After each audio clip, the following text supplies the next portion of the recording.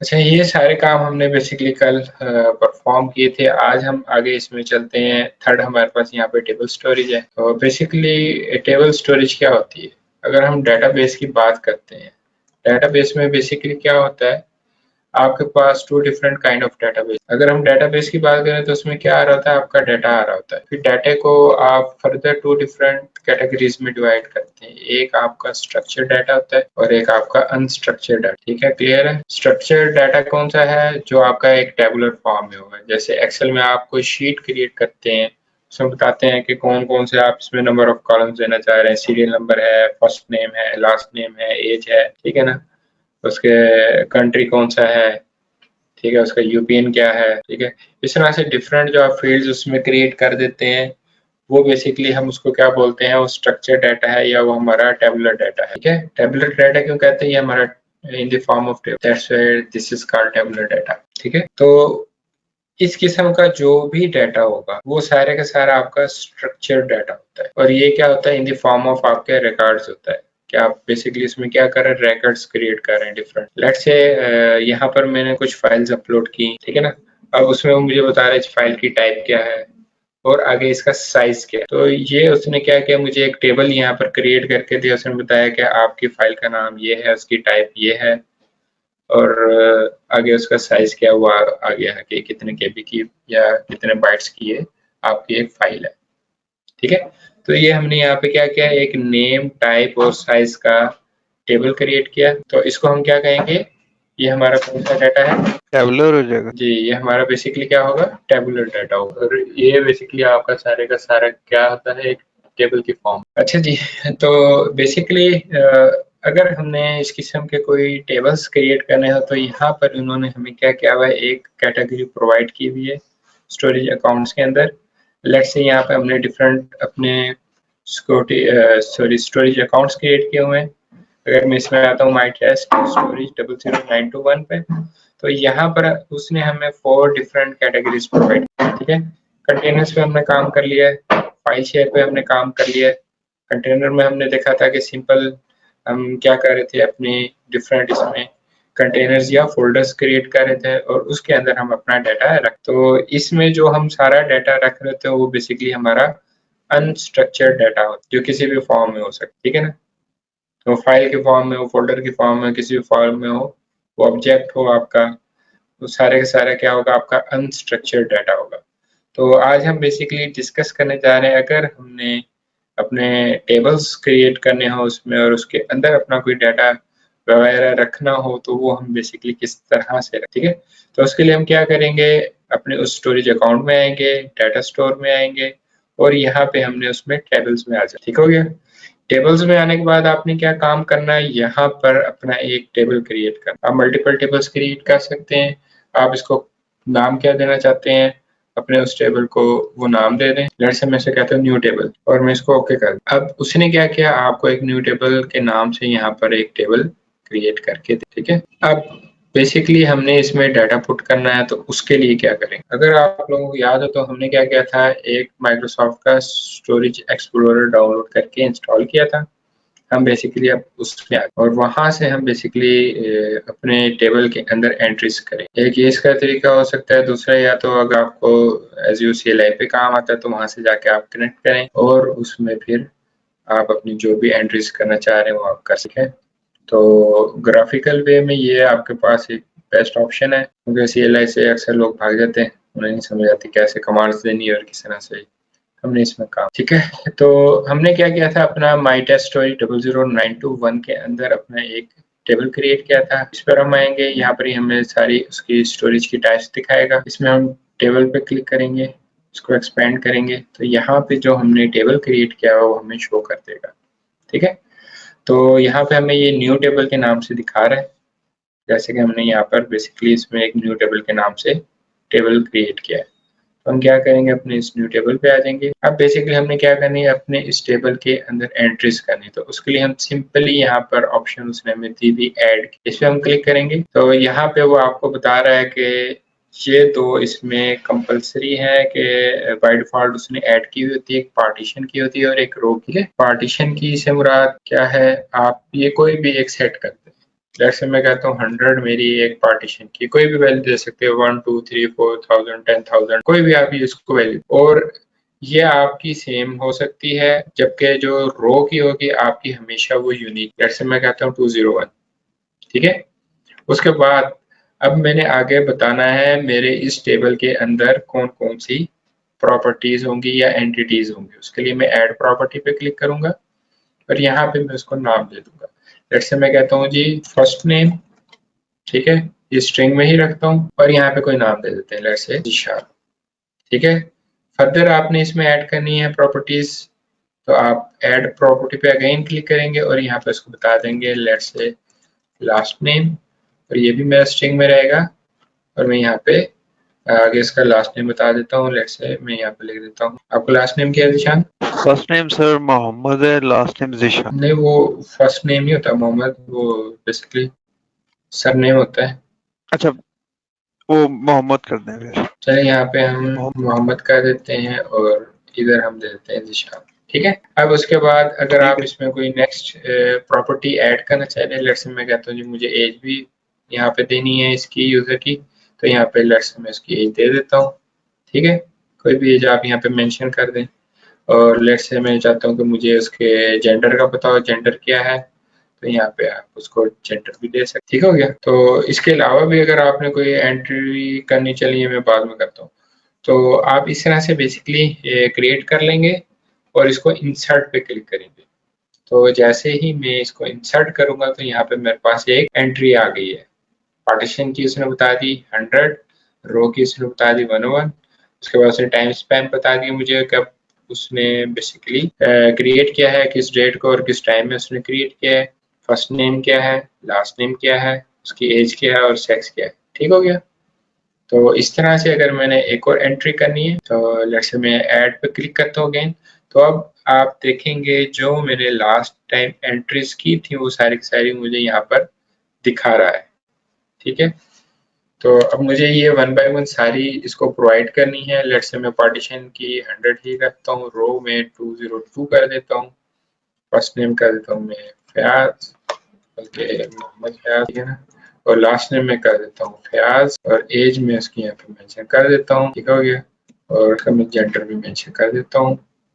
अब लेट से आप चाह रहे हैं कि जी नहीं आपने जेंडर नहीं, इसमें कोई और प्रॉपर्टी देनी है, लेट से मैं कहता हूँ मैंने इसका कंट्री, ठीक है, तो आप यहाँ पे दे सकते, और कंट्री में आप यहाँ पे मेंशन कर देंगे, ठीक है, कंट्री, और उसके बाद हम इसको इंसर्ट कर, ठीक है।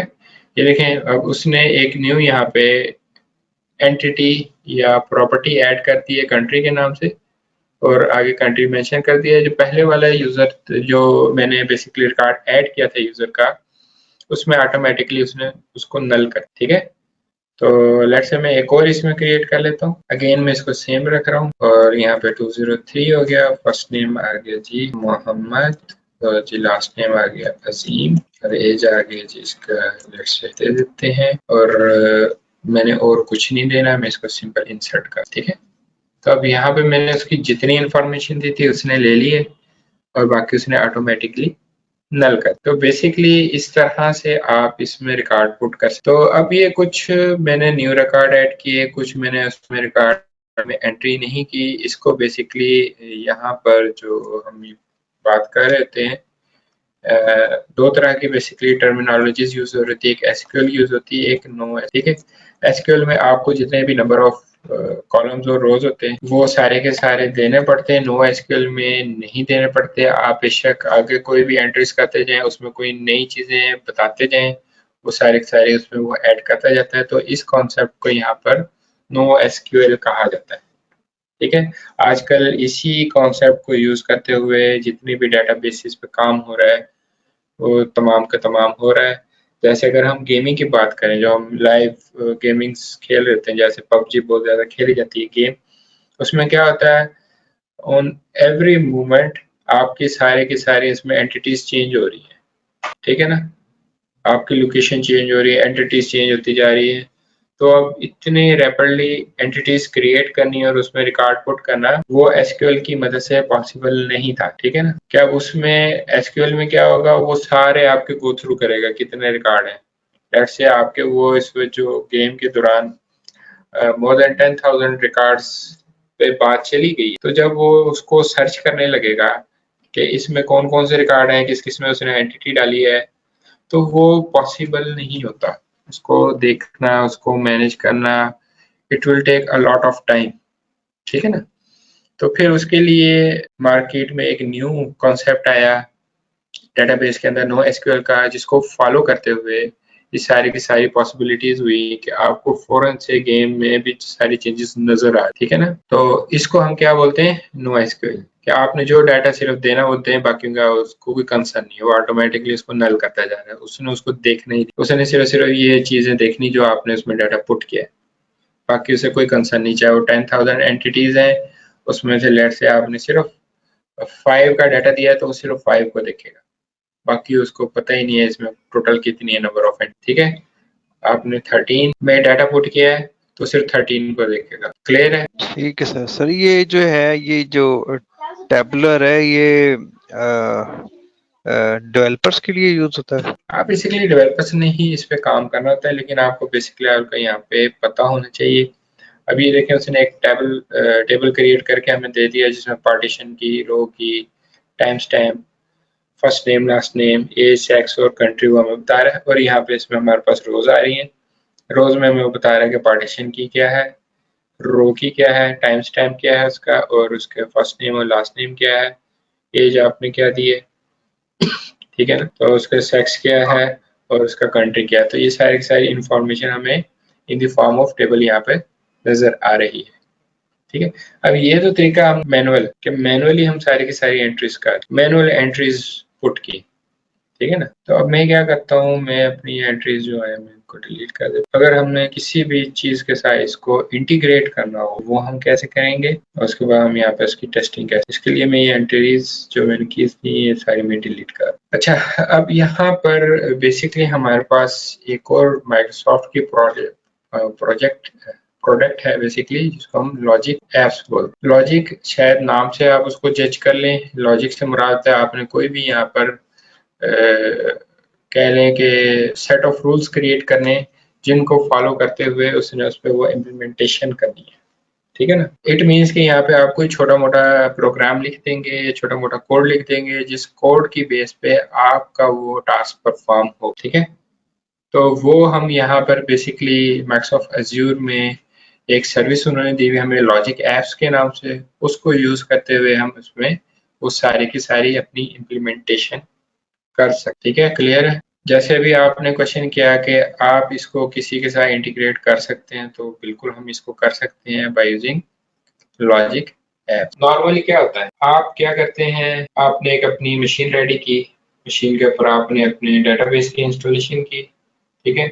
बैक एंड पे आपकी डेटाबेस है, फ्रंट एंड पे आप डॉट नेट यूज कर रहे हैं, ठीक है ना। तो डॉट नेट के लिए भी आप क्या करेंगे, अपनी एक मशीन रेडी करेंगे जिसके ऊपर आपके पास जो भी उसके कोई प्री रिक्विजिट्स हैं उनको यूज करते हुए आप उस पर सारे का सारा अपना जो भी ग्राफिकल फॉर्म में दिखाना चाह रहे हैं, वेब बेस या कुछ आपने कोई अपनी एप्लीकेशन बनाई हुई है, जैसे हमारा पीओएस चल रहा है, ठीक है ना, तो उस किस्म का आपने कोई काम किया हुआ है, तो उनकी आपस में इंटीग्रेशन किस तरह से हो रही होती है, वो उसके लिए आप कुछ प्री रिक्विजिट्स इंस्टॉल कर रहे हैं। फॉर एग्जांपल आपने रिपोर्ट्स वगैरह जनरेट करवानी होती हैं, ठीक है ना, तो उसके लिए आप क्या करते हैं, नॉर्मली क्रिस्टल रिपोर्ट्स को इंस्टॉल करते हैं, उसके थ्रू अपनी सारी की सारी रिपोर्ट्स बेसिकली देख, ठीक है ना। वो क्या होती है, क्रिस्टल रिपोर्ट इंटीग्रेट हुई होती है आपके डेटाबेस के साथ, प्लस आपकी जो भी फ्रंट एंड एप्लीकेशन है जो आपने डॉट नेट पे बनाई, पीएचपी पे बनाई, किसी पे भी बनाई है, वो उसके साथ इंटीग्रेट करें। तो वो जाहिर सी बात है कैसे इंटीग्रेट करेगी, कोई ना कोई उसके पीछे मैकेनिज्म हो, ठीक है ना। तो इस पे आपको जरूरत नहीं है आप कुछ इस किस्म का काम करें, आप directly by using logic apps cloud में, एज्यूर क्लाउड के अंदर ये काम कर सकते। तो वो हम चल के देखते हैं बेसिकली हमने ये काम कैसे करना हो। लेट्स से मैं अपने यहाँ पर portal.azure.com पर आया और यहाँ पर मेरे पास ये बेसिकली लॉजिक एप्स हैं, यहाँ से आप इसमें आ जाएं या यहाँ पर आप इसको लॉजिक एप्स के नाम से सर्च कर लें तो यहाँ पर आपको बता देगा, तो इधर से भी आप इसमें आ सकते। तो यहाँ पर आने के बाद सबसे पहले काम क्या करना है, आपने अपनी एक ऐप यहाँ पर क्रिएट करनी है। तो उसके लिए आप क्या करेंगे, ऐड पे क्लिक करेंगे। ऐड पे क्लिक करने के बाद सबसे पहले आपने यहाँ से रिसोर्स ग्रुप चूज करना है, किस रिसोर्स ग्रुप में क्रिएट करना चाह रहे हैं, उसके बाद आप यहाँ पे अपनी उस ऐप को नेम दे देंगे, आप उसका क्या नाम देना चाह रहे हैं। जैसे मैं कहता हूँ माई ट्रस्ट ऐप, ठीक है। वो कह रहा है कि ऑलरेडी इस नाम से ऐप है, तो आप इसका नाम चेंज करें। जैसे मैं 9 लगा देता हूँ, ये भी है 8 लगा दे, ये नहीं है, ठीक है।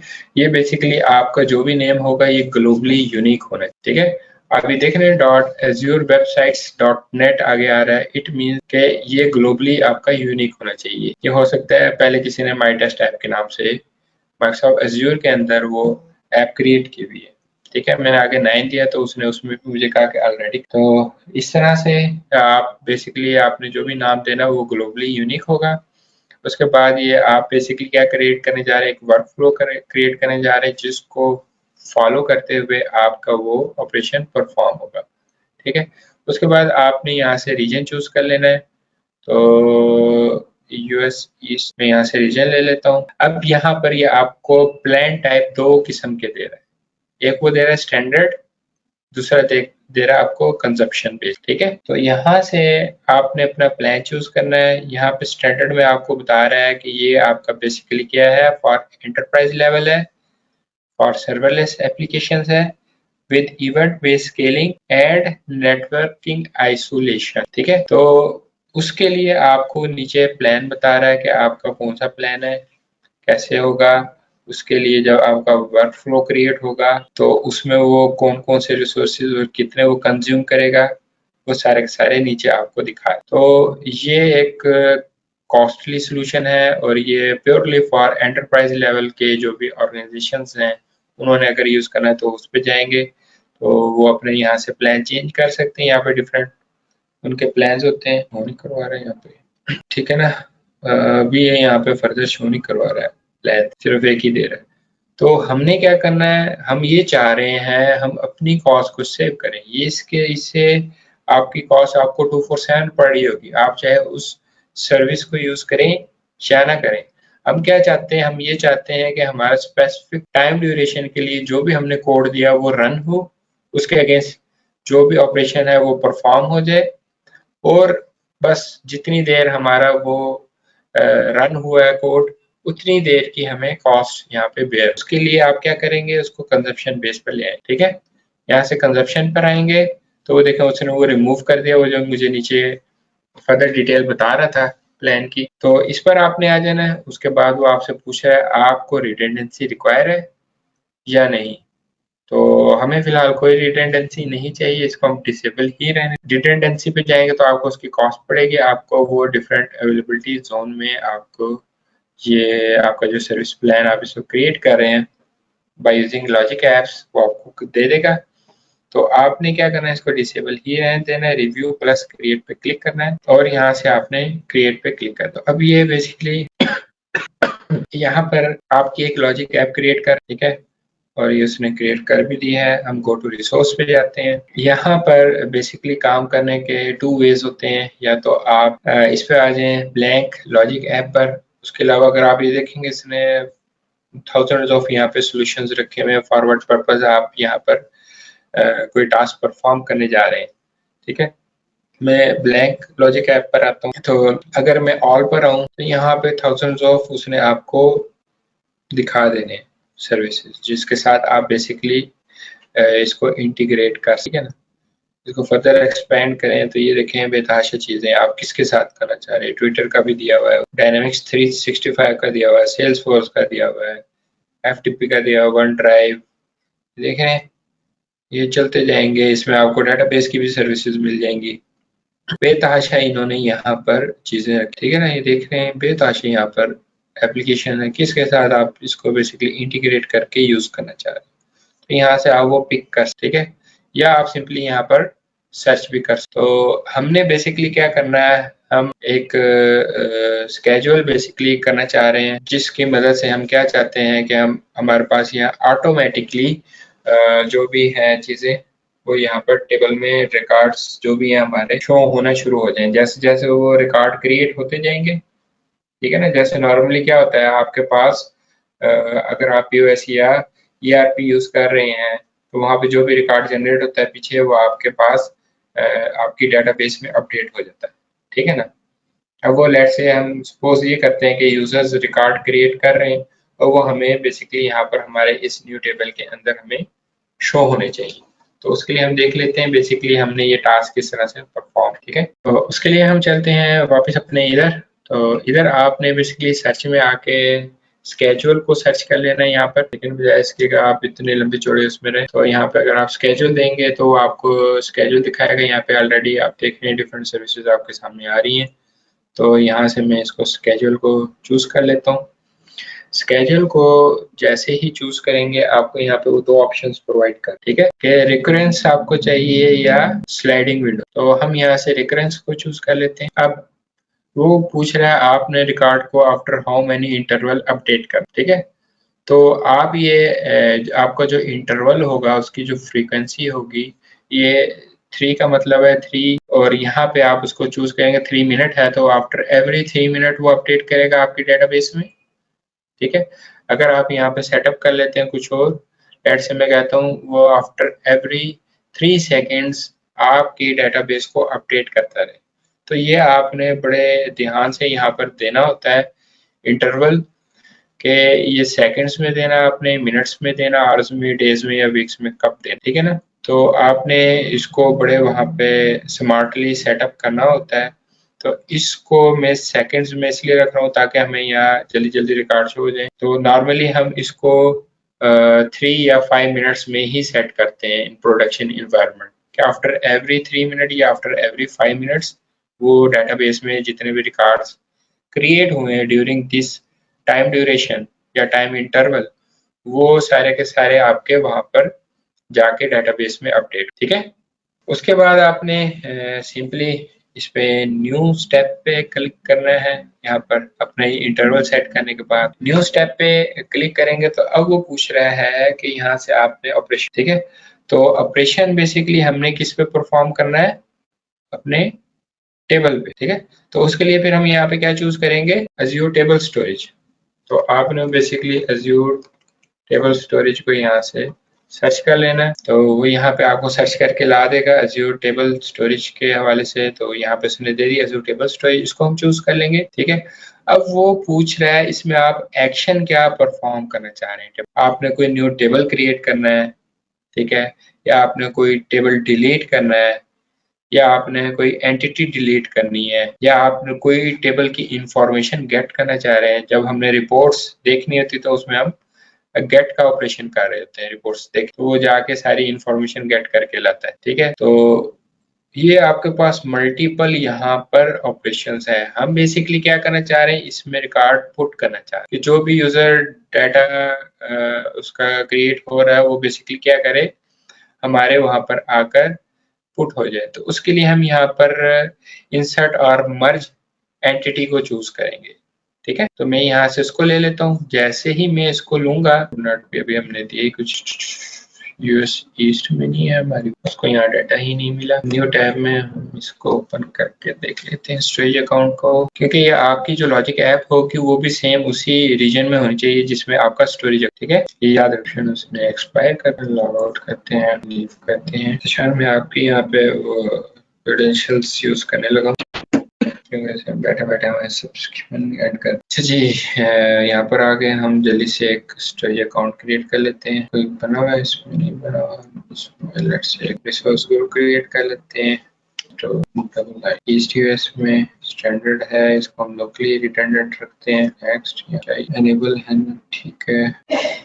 और अब इसको हम क्रिएट कर, इसमें मैं कनेक्ट कर लेता हूँ सब्सक्रिप्शन। नेक्स्ट ये है, ठीक हो गया। अब ये वाली हमने ऐड की, इसमें हम आगे ओपन एक्सप्लोरर करते हैं और यहाँ पे हम ये, ठीक है, इसके अंदर ये जो हमने स्टोरेज अकाउंट क्रिएट किया वो आ गया। अब इसके अंदर हम बेसिकली क्या करते हैं, जो हमारा स्टोरेज अकाउंट क्रिएट हो गया इसके अंदर हम टेबल में आते हैं और एक टेबल क्रिएट, ठीक है। अगर हम टेबल में आते हैं तो ये है मेरे पास एक माई टेबल डबल लाइन, ओके। अच्छा अब उसके बाद हमने क्या करना है, यहाँ पर लॉजिक एप्स में जाना, लॉजिक एप्स में आ गए, ऐड पे आएंगे, यहाँ से रिसोर्स ग्रुप ले लेंगे, नाम क्या दे रहे हैं, my app double nine let's fine, क्या हो गया। और यहाँ से हमने इसको बेसिकली किस में बनाया है, ECUS में। ECUS हम ले लेंगे इन कंजप्शन और ये डिसेबल, और हम इसको बेसिकली क्रिएट कर।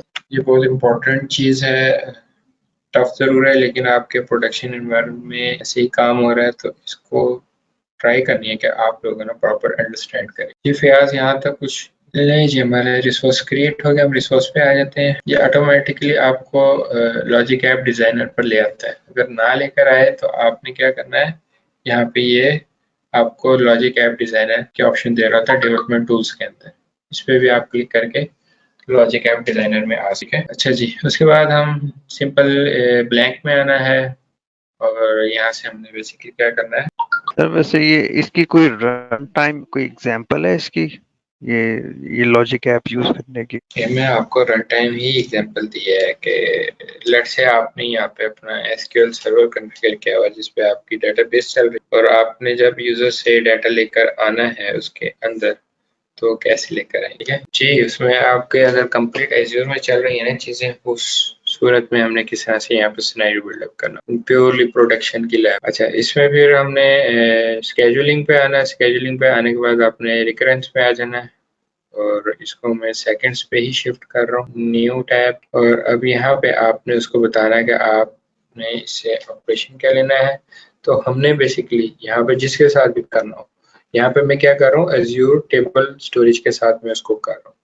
तो जिसके साथ आपने करना है, यहाँ पे एक्शन में उसको आपने बता देना आप किसके साथ, ठीक है ना। यहाँ पे आपने एसक्यूएल लिख देना, तो एसक्यूएल से रिलेटेड आ जाएगी। लेकिन सर्च करूंगा मैं एसक्यूएल को, यहाँ से वो आ जाएगी। तो क्या करेगा, आपके डाटा को आपके उस एसक्यूएल सर्वर पे पुट करता रहेगा, ठीक है। तो मैंने बेसिकली क्या किया है, एज्योर टेबल स्टोरेज मैंने यहाँ को ले लूंगा, और एक्शंस में मैं क्या करना चाह रहा हूँ, इसमें डाटा पुट करना चाह रहा हूँ। तो उसके लिए मैं क्या करूंगा, इंसर्ट और मर्ज एंटिटी पे आ जाऊँ, ठीक है। जो भी आपने सर्विस जिसके साथ जिसमें आपने डाटा को सेंड करना, जो भी एंड यूजर उसमें डाटा क्रिएट हो रहा है, जैसे आपका पीओएस चल रहा है डिफरेंट शॉप्स पर, उसमें आपका सारा डाटा हो रहा है क्रिएट, जो बिल्स हो रहे हैं वो सारे के सारे कहाँ जा रहे हैं, आपके बेसिकली सर्वर पर जा रहे हैं, ठीक है ना। मैंने यहाँ पे क्या चूज किया है, एज्योर टेबल स्टोरेज। आपने यहाँ पे अपना वो सर्वर चूज कर लेना, एसक्यूएल है, ओरेकल है, कौन सा है। तो कनेक्शन को जैसे मैंने आपको दिखाया ना, वहाँ पे आपने उसमें चूज कर। तो यहाँ पे कनेक्शन नेम में आपने कोई भी नाम दे देना। इसको लेट्स से मैं इसको टेस्ट का नाम देता हूँ कि ऑथेंटिकेशन आपकी एक्सेस की होगी।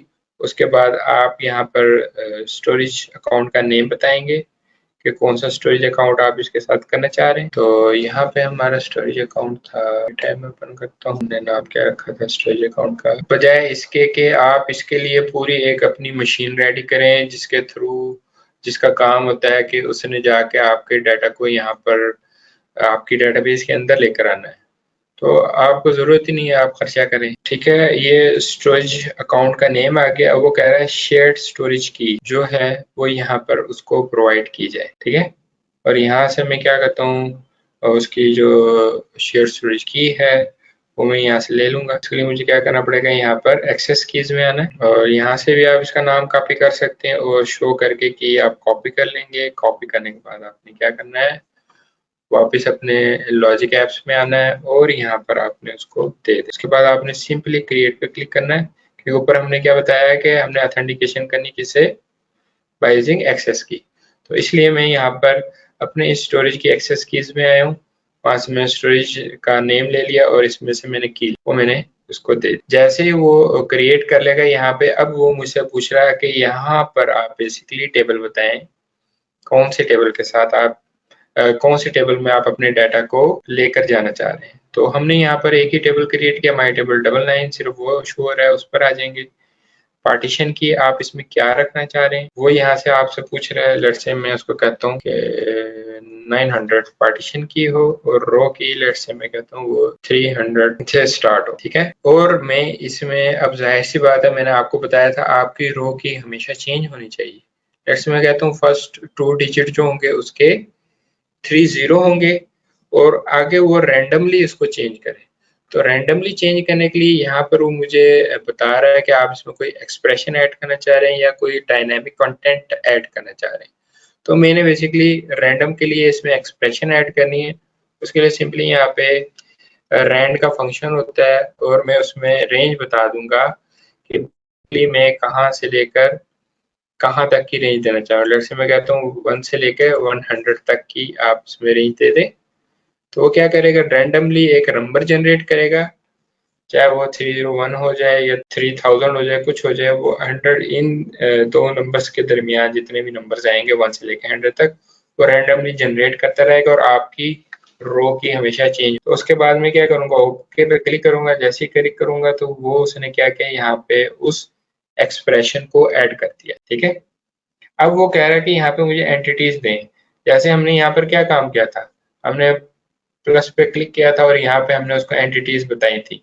ऐड प्रॉपर्टी करते गए थे, first name, last name, age वगैरह, वो सारी की सारी चीजें हमने उसको बताई थी। तो वो सारी चीजें हमने यहाँ पर अब देनी है। तो वो कह रहा है आपने जो एंटिटीज देनी है वो किस फॉर्मेट में देनी है, जेसन फॉर्मेट। ठीक है, तो जेसन फॉर्मेट के लिए आपने क्या करना है, सिंपल जेसन फॉर्मेट हमेशा आपके कर्ली ब्रेस से स्टार्ट होता है और कर्ली ब्रेस से ही एंड होता है, तो मैं इसको स्टार्ट और एंड कर रहा हूँ।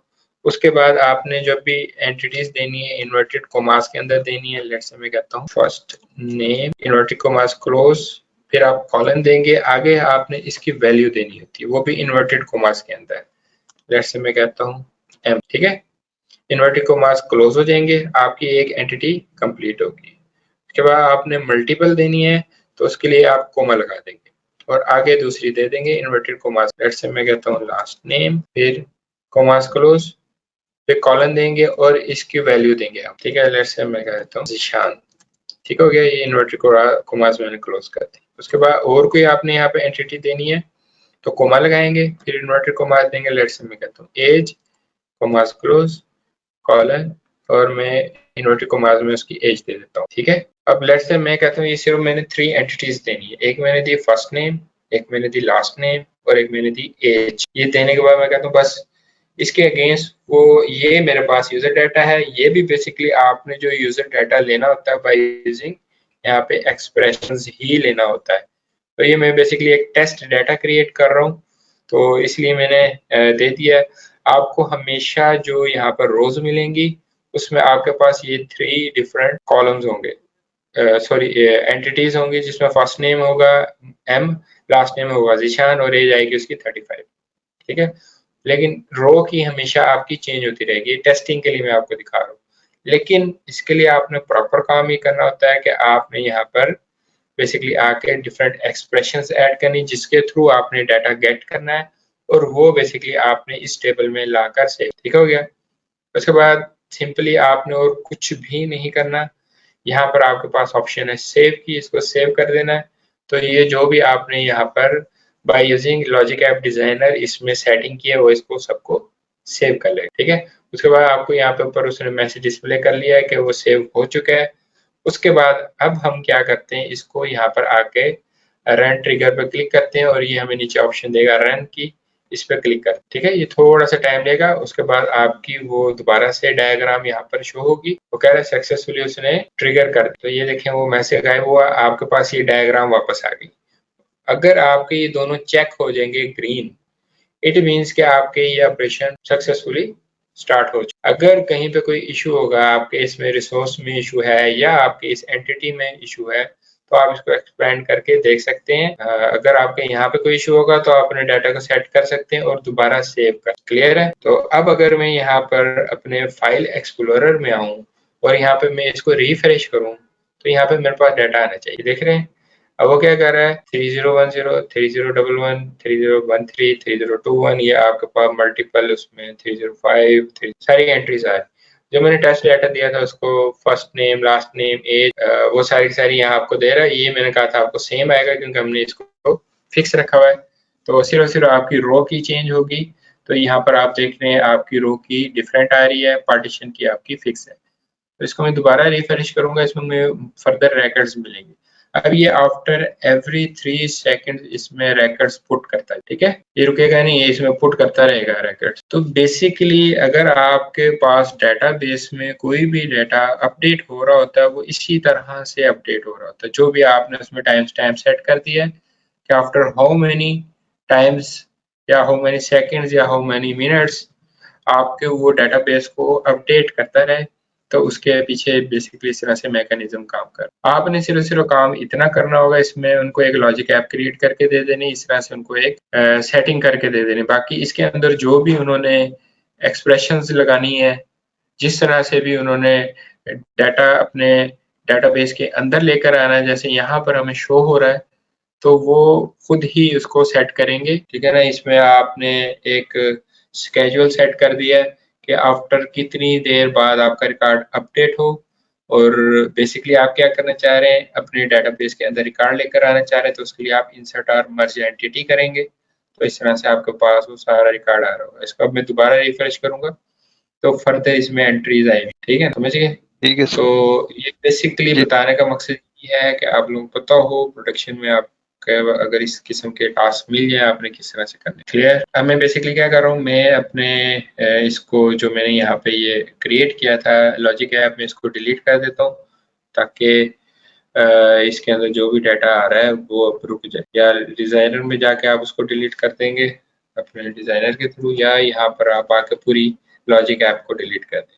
तो मैं पूरी की पूरी लॉजिक ऐप को डिलीट कर रहा हूँ, ताकि यहाँ पे जो भी डाटा आ रहा है वो आना बंद। तो आपने भी ऐसे करना, जब काम कर लें तो आपने इसको बेसिकली डिलीट कर देना। मैं यहाँ से सिलेक्ट ऑल करता हूँ और इसको डिलीट करता हूँ, यस कर देता हूँ। उसने कहा 60 उसने आइटम्स डिलीट की। अभी मैं रिफ्रेश करके देख लेता हूँ, हो सकता है कुछ फर्दर डाटा इसमें जनरेट हुआ हो। नहीं, कोई नहीं, उसने सारा डिलीट कर दिया। ठीक है, तो अब मैं लॉजिक एप्स में आकर देख लेता हूँ, मेरी लॉजिक ऐप भी यहाँ से। तो एक्सप्लोरर में भी देख लिया आप, इसमें 2 डिफरेंट अकाउंट से बेसिकली लॉगिन, एक ये राहिल फारिग वाला है और एक मेरे पास जिशान वाला। तो इन 2 डिफरेंट अकाउंट से मैं बेसिकली यहाँ पे लॉग, ठीक है ना। तो आप मल्टीपल अकाउंट से यहाँ पे लॉगिन कर सकते हैं, जरूरी नहीं है कि सिंगल ही अकाउंट आप यहाँ पर इसके जो भी स्टोरेज एक्सप्लोरर है उसमें यूज कर। क्लियर है। ठीक हो गया सर। तो आज हमने बेसिकली 2 टॉपिक्स कवर किए हैं। एक इसमें हमने टेबल स्टोरेज का किया, और उसके साथ साथ हमने इसमें देखा है लॉजिक एप्स क्या होते हैं और किस तरह से काम। तो कल इंशाल्लाह हम क्यू स्टोरेज पढ़ेंगे, और क्यू स्टोरेज में मजीद इसको थोड़ा सा हम जो लॉजिक एप्स है हमारी फर्दर एक्सप्लोर करेंगे, और इसमें वो अपनी इम्प्लीमेंटेशन करके देखें। ठीक है, ठीक है, ऐड करके आपको यहाँ से हम अपना रिसोर्स ग्रुप ले लेते हैं, यहाँ पे नाम देते हैं PP5T,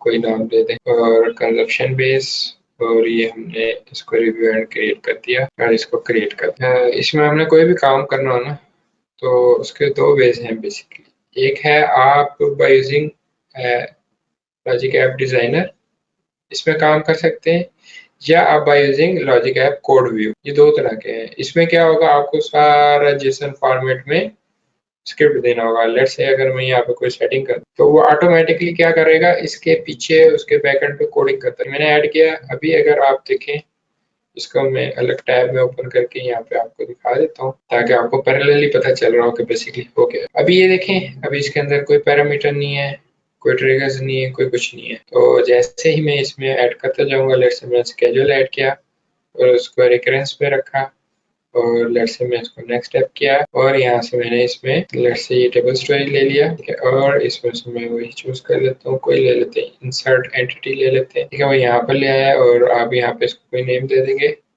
उसके अकॉर्डिंगली वो क्या करेगा, यहाँ पर लेट्स से मैं इसको रिफ्रेश करता हूँ, तो वो यहाँ पर सारा उसके अकॉर्डिंगली बैक एंड पे कोड ऐड करता है। अगर आपको कोडिंग नहीं आती जेसन में, तो आपको वरी होने की जरूरत नहीं है, और सिंपली क्या करेगा, न्यू टैब, चलिए पुट कर देते हैं इन्फॉर्मेशन उसके लिए। स्टोरेज अकाउंट्स, ये मेरा स्टोरेज अकाउंट है, और इसके मैं एक्सेस कीज पे आता हूँ। यहाँ से बेसिकली मैं इसमें से स्टोरेज अकाउंट का नेम और इसकी जो भी एक्सेस की है वो मिल शो करते हैं, कॉपी करते हैं, और यहाँ पर आकर उसको दे देते हैं। कॉपी नहीं हुआ, यूनिक से कॉपी कर लेते हैं, और ये हमने पेस्ट कर दिया। कनेक्शन नेम भी तो देना। ओके, और इसको हम क्रिएट कर देते हैं। तो जालिम ने हमसे सारा काम करवा लिया, सेव हो गया। अब मैं इसको आगे रिफ्रेश, अब इसको मैंने यहाँ पे डाटा ये देखिए, जी ठीक सर, है।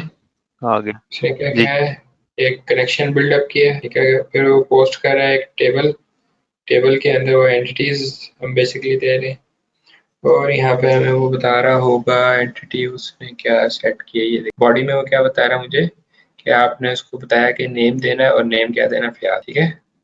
तो ये बेसिकली हमने एंटिटी सेट की, ये देखा ऑटोमेटिकली उसने उसका कोड बिल्डअप करके दे दिया। तो इस तरह से बेसिकली अगर आपको जेसन फॉर्मेट में नहीं काम आता, आप डिजाइनर में कर सकते हैं। तो या तो आप यहाँ पर आकर सारे उसकी कोडिंग कर सकते हैं, या आप डिजाइनर में रहते हैं कहीं से भी आप वो काम कर सकते हैं। इट डजंट मैटर कि आप कहाँ पे काम कर रहे हो और क्या। क्लियर।